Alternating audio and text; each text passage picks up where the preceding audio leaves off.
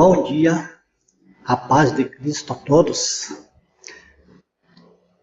Eu vejo que o mês de novembro está se aproximando e com o mês de novembro nós temos o feriado do dia 2, que é o dia de finados. Sabemos que neste dia os cemitérios ficam lotados com a presença de pessoas que ali se dirigem com o intuito de alguma maneira, homenagear os seus entes queridos que já partiram desta vida, né? E as pessoas creem das mais diversas maneiras.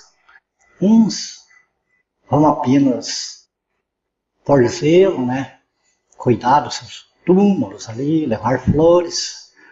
Outros já levam velas, acendem velas, fazem oração, acreditando que com isso estarão de alguma maneira ajudando aquelas pessoas que já morreram, que já partiram desta vida. Bom, eu quero abrir um parênteses aqui para explicar o seguinte. Talvez alguma coisa que eu comentar aqui neste vídeo, algumas pessoas podem até se sentirem ofendidas, mas, por favor, entenda que não é a minha intenção ofender a ninguém. E nem eu tenho o direito de julgar a religião, a fé de outras pessoas. Apenas o que eu faço aqui é que eu tenho um compromisso com Deus, eu tenho um compromisso com a sua palavra, e eu não posso deixar de anunciar as verdades que estão contidas nas escrituras que estão dentro da Bíblia Sagrada. Então eu falo estas verdades aqui tentando transmitir um conhecimento mais aprofundado para aquelas pessoas que não têm conhecimento. Mas todos têm o direito de escolher a sua maneira de viver como quer. Né? Como nem mesmo a própria Bíblia proíbe alguma coisa a esse respeito, como nós vemos aqui o escritor do livro de Eclesiastes, ele se dirigindo aos jovens, né?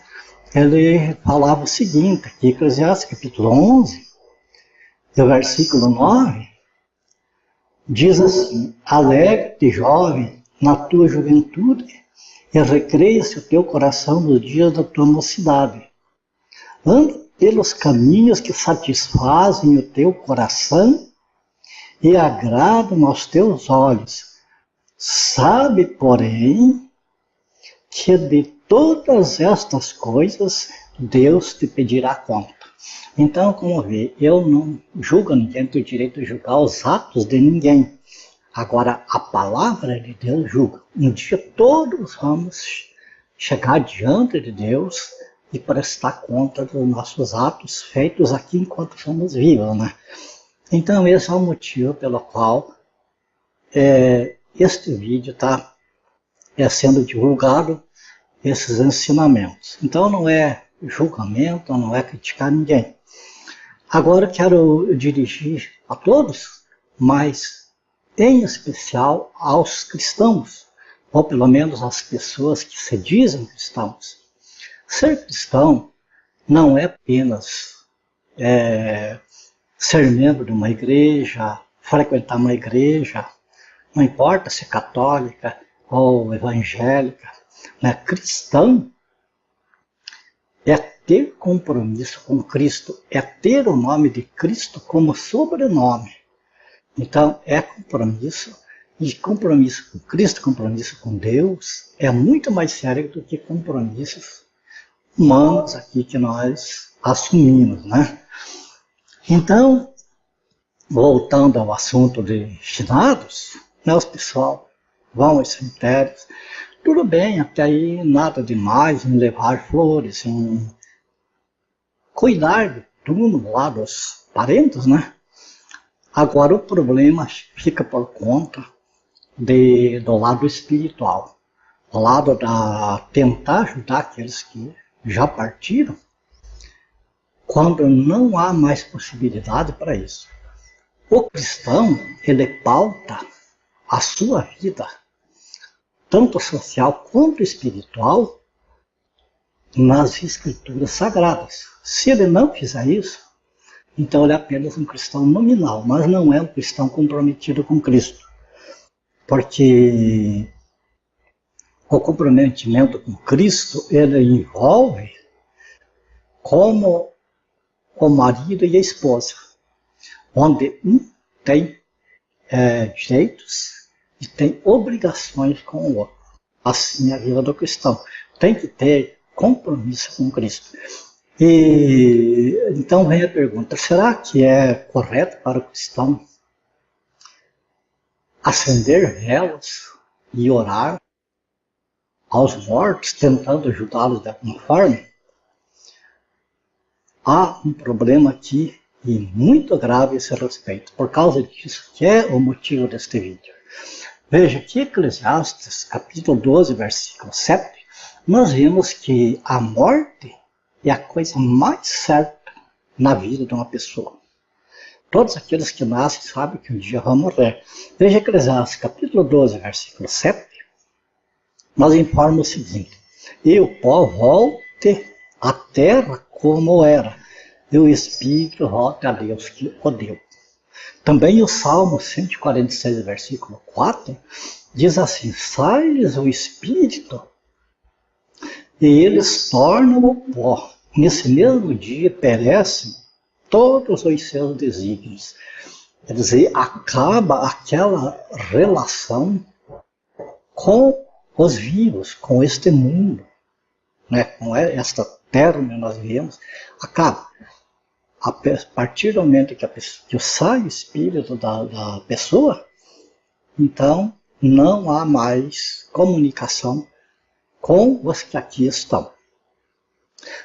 E também nós vemos que Hebreus, capítulo 9, versículo 27, diz assim: e assim como aos homens está ordenado morrerem uma só vez, vindo depois disto o juízo. Ou seja, a pessoa morreu, saiu o espírito, encerrou, acabou. O próximo passo para essa pessoa é o juízo. Né? É a ressurreição, então o juízo. Agora, enquanto nós estamos vivos, nós temos a oportunidade de fazer uma escolha. Isso espiritualmente falando. Veja que Mateus capítulo 7, no versículo 13 e 14, diz o seguinte: entrai pela porta estreita, larga é a porta e espaçoso o caminho que conduz para a perdição. E são muitos os que entram por ela, por essa porta larga que conduz à perdição. Então, essa é uma estrada. Daí no versículo 14 diz assim: porque estreita é a porta e apertado o caminho que conduz para a vida, e são poucos os que acertam com ela. Então nós vemos que existe uma estrada larga e uma estrada estreita, uma porta larga e uma porta estreita, né? Um caminho largo, um caminho estreito, e a escolha é nossa. Então, enquanto nós estamos aqui, vivendo neste mundo, nós estamos como que numa encruzilhada, numa bifurcação, onde nós escolhemos qual caminho nós queremos seguir. O caminho largo, a estrada larga, a estrada dos prazeres, a estrada da vontade própria, né? Esse é o caminho que conduz, só que vai conduzir à perdição.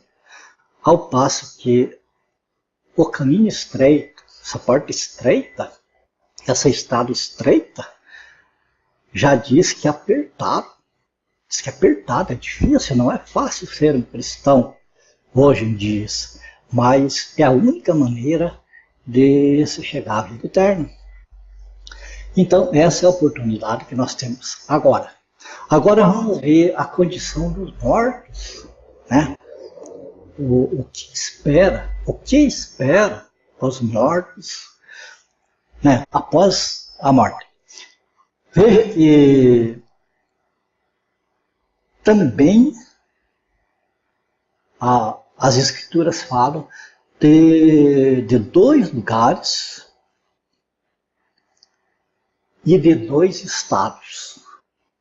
Dois lugares, Lucas capítulo 16, os versículos 22 e 23, nos informam o seguinte. Versículo 22. Aconteceu morrer o mendigo e ser levado pelos anjos para o seio de Abraão. Morreu também o rico e foi sepultado. Então vemos que aqui os dois morreram. No versículo 23. No inferno, estando em tormento, levantou os olhos e viu ao longe Abraão e Lázaro em seus seios. Então nós vemos que existem dois lugares. Existe o inferno e existe o seio de Abraão. Não fala de outros lugares, de um terceiro lugar. Apenas desses dois lugares. E fala, né, de dois estados. Também um estado em que um está no seio de Abraão, ou seja, está descansando, porque aqui é uma figura de uma criança que após ser amamentada pela mãe, então ela dorme nos braços da mãe e está ali, dormindo em segurança, despreocupada de tudo. Tanto que aqui o que estava lá no inferno, ele pediu que Abraão acordasse Lázaro para ajudar ele, e Abraão não permitiu. Pois, falou, você já recebeu todos os teus bens lá enquanto estava lá na terra, e ele não, então agora ele está descansando.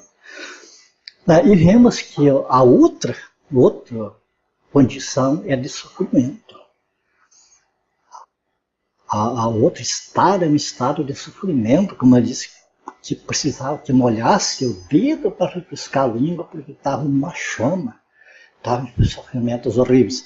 E nós vemos mais para frente que a condição da pessoa depois que ressuscita é eterna. Não tem, como agora ainda temos aqui, ainda tem a morte que pode nos aliviar desse sofrimento, mas depois não existe mais a morte. Então é hoje, agora, o tempo de a gente garantir a vida eterna. Né? Então, nós vemos também a Bíblia informa que há ressurreição. Vamos ver? Como cristãos, nós temos que pautar nossa vida na palavra de Deus. Não apenas no que nós ouvimos, no que nós escutamos as pessoas comentarem e dizendo que assim, até mesmo líderes religiosos ensinam errado, ensinam mentiras com a intenção de benefício próprio. Mas aquele que quer se salvar, que quer a vida eterna, vai falar da palavra de Deus, vai ter de falar pelo que está escrito. Então, a ressurreição, segundo o que está escrito no livro de João, capítulo 5, versículos 28 e 29, olha o que diz. Não vos maravilheis disto, porque vem a hora em que todos os que se acham nos túmulos ouvirão a sua voz e sairão. Então, é a ressurreição. Versículo 29. Os que tiverem feito o bem para a ressurreição da vida, e os que tiverem praticado o mal para a ressurreição do juízo. O que é ter feito bem? Ter feito bem para Deus significa obedecer a sua palavra e andar, viver socialmente e espiritualmente de acordo com esta palavra. Isso é fazer o bem. Ao passo que sair fora disso é o mal. A vontade da pessoa é o mal, porque na própria Bíblia está escrito que o coração do homem é mal continuamente. Então, se queremos fazer o bem para herdar a vida eterna, temos que pautar nossa vida pelo que está escrito nas Escrituras Sagradas. Agora, a ressurreição, nós vemos que existe a ressurreição para a vida eterna e a ressurreição para juízo, ou seja, para condenação. Então, existem duas ressurreições. A primeira ressurreição, vamos ver aqui, ó. 1 Tessalonicenses, capítulo 4 e o versículo 16. A primeira ressurreição narra na volta de Jesus.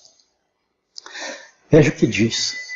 Porquanto o Senhor mesmo, dada a sua palavra de ordem, ouvida a voz do arcanjo e ressoada a trombeta de Deus, descerá dos céus e os mortos em Cristo ressuscitarão primeiro. Veja bem que os mortos em Cristo, não é todos os mortos, né? Ressuscitarão primeiro.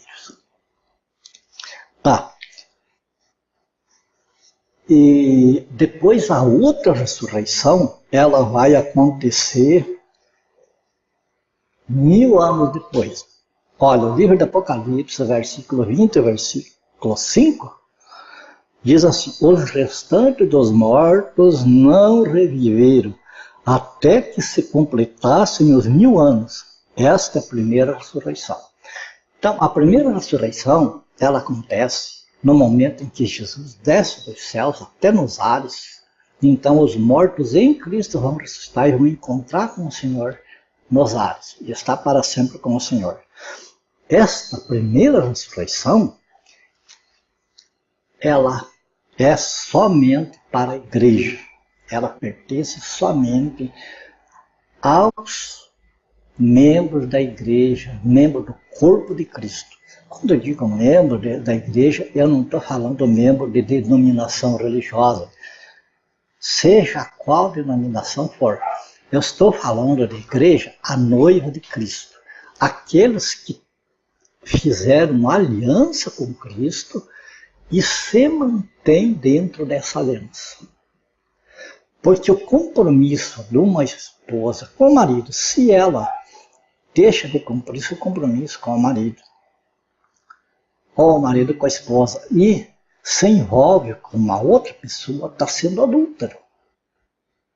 Está sendo adúltero. Então, tem que ser fiel. E a igreja são as pessoas que são fiéis a Cristo, a noiva de Cristo. A primeira ressurreição é só esta. Agora veja o que acontece para quem é participante da primeira ressurreição.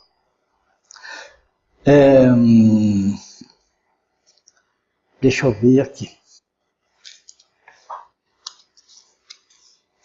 Primeira ressurreição.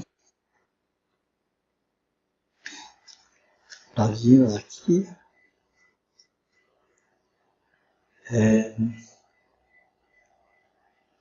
Por que a primeira ressurreição é só para a igreja? Porque a igreja, bem entendido, eu estou falando nas pessoas comprometidas com Cristo, não em membro de uma denominação. Mas, por que a igreja é só para a igreja? Porque a igreja não vai passar por julgamento. Ué, mas não vamos ser todos julgados? Sim, só que acontece que a igreja já foi julgada e já foi condenada. Como assim? Quando Jesus morreu lá na cruz, quando ele disse está consumado, ele pagou o preço dos pecados. Então a igreja não deve nada a ninguém, porque os seus pecados foram pagos, já foi condenada e Cristo sofreu a condenação da igreja. Por isso a igreja é isenta, não tem condenação para quem está em Cristo Jesus. Quer ver como assim? Livro de João, capítulo 3, no versículo 18, diz assim: quem nele crê, quem crê em Jesus Cristo, né, não é julgado. Está aqui. O que não crê já está julgado, porquanto não crê no nome do unigênito Filho de Deus. Agora veja Romanos, capítulo 8, versículo 1. Agora, pois, já nenhuma condenação há para os que estão em Cristo Jesus. Tá vendo? Vamos mais para frente, quer mais? Romanos, capítulo 8, versículos 33 e 34. Quem intentará condenação, ou quem intentará acusação contra os eleitos de Deus? É uma pergunta que o apóstolo Paulo faz. Quem tentará acusação contra os eleitos de Deus? É Deus que nos justifica. E mais adiante, quem os condenará? É Cristo Jesus quem morreu, ou antes, quem ressuscitou, o qual está à direita de Deus e também intercede por nós. Quer dizer, Cristo não só morreu, como ressuscitou, está vivo, intercedendo contra qualquer acusação contra a igreja. A igreja não tem julgamento, não tem condenação. É o povo salvo. Vamos em frente. Então, estas pessoas, quando elas moram, elas vão para o seio de Abraão, como vimos aqui, vão estar em descanso. Ao passo que vimos que aquele rico lá, que foi que ele não morreu em Cristo, nós vimos para onde que ele foi e o que ele estava passando. Isso aqui acontece no intervalo de tempo entre a morte e a ressurreição. Este descanso ou este sofrimento acontece nesse intervalo entre a morte e a ressurreição. O justo, ele morre e vai descansar até a primeira ressurreição. Então, vai ter a vida eterna, vai ter as alegrias que Deus tem reservado para os seus. É indizível. O apóstolo Paulo fala que ele esteve lá em arrebatamento, no paraíso, e as coisas que ele viu lá e que ele viu, se falasse, as pessoas não iam acreditar. As maravilhas que ele viu lá. Os que dormem em Cristo, eles vão lá depois da ressurreição, vão para esse lugar. Aqueles que são os injustos, que é a ressurreição do juízo, vão ressuscitar só 1000 anos depois. E vão ressuscitar para ouvir o que está escrito nos livros a respeito do que eles praticaram aqui durante a vida. E então vão ser lançados no lago de fogo, que é eterno também, lá onde está o diabo, falso profeta, a besta, e é sofrimento eterno. Não tem mais como sair de lá. Agora, o que leva as pessoas a ir para os cemitérios, fazer oração pelos mortos e acender velas? As velas não são luz para os mortos. A luz para a luz espiritual é Cristo Jesus, é a palavra de Deus. Salmo 119, 105 diz: lâmpada para os meus pés a tua palavra e luz para o meu caminho. Essa é a claridade que o cristão tem. Então, e as rezas, as orações pelos mortos não vai resolver, porque diz ali que ao homem está ordenado morrer uma vez e em seguida vem o juízo. Aqueles que dormiram em Cristo não são julgados. Então, aonde que está o purgatório? Essa doutrina que só existe na Igreja Católica. Não existe em nenhum outro lugar. E é abalizada nos livros que só tem na Bíblia Católica, que não é aceito por outras denominações, né? Porque são livros que contrariam os demais livros da Bíblia. Então, é abalizado nesses livros que são considerados espúrios, não são aceitos universalmente. E é uma doutrina, aqui que está o maior perigo, porque é uma doutrina que ela torna o sacrifício de Cristo como se fosse um meio sacrifício, como se não fosse assim completo, que tivesse condição de salvar totalmente, né? E a gente vê que o que Deus fez, o que Jesus Cristo fez, é completíssimo. Não precisa de purificação nenhuma, em nenhum purgatório, em nenhum outro lugar. Quer ver? Isaías 43, versículo 25, diz assim: Eu mesmo sou o que apago as tuas transgressões por amor de mim, e dos teus pecados não me lembro. Jeremias, capítulo 31, versículo 34, diz assim: Não ensinará jamais cada um ao seu próximo, nem cada um ao seu irmão, dizendo: Conhece o Senhor, porque todos me conhecerão, desde o menor até o maior deles, diz o Senhor. Pois perdoarei as suas iniquidades e dos seus pecados jamais me lembro. Com base nas Escrituras Sagradas, essa doutrina de purgatório, essa doutrina de que as pessoas vão ser purificadas num lugar para completar a salvação, pelo amor de Deus, é dizer que Jesus Cristo não teve capacidade para salvar. É mesmo que dizer que o sangue de Jesus Cristo é um sangue lavado, é um sangue comum, que não tem capacidade para salvar totalmente. É uma blasfêmia. Então aqui que eu chamo a atenção, o cuidado nesta parte. Eu faço a minha parte de transmitir o que está na palavra de Deus.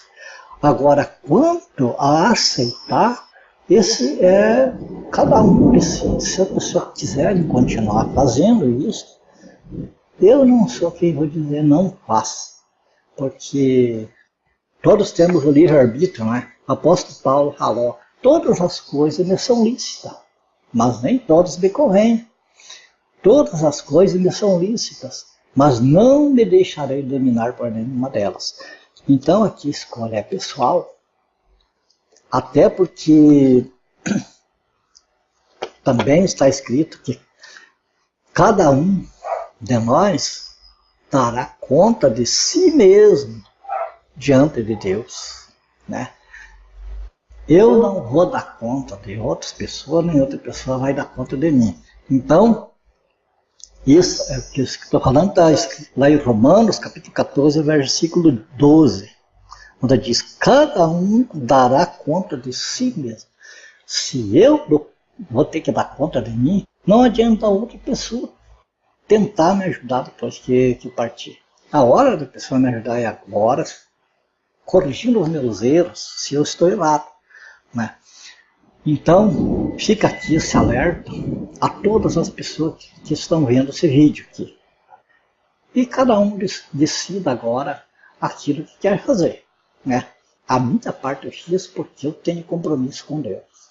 Eu não sou apenas um cristão nominal. Eu me esforço para ser um cristão verdadeiro, um cristão fiel. E, no mais,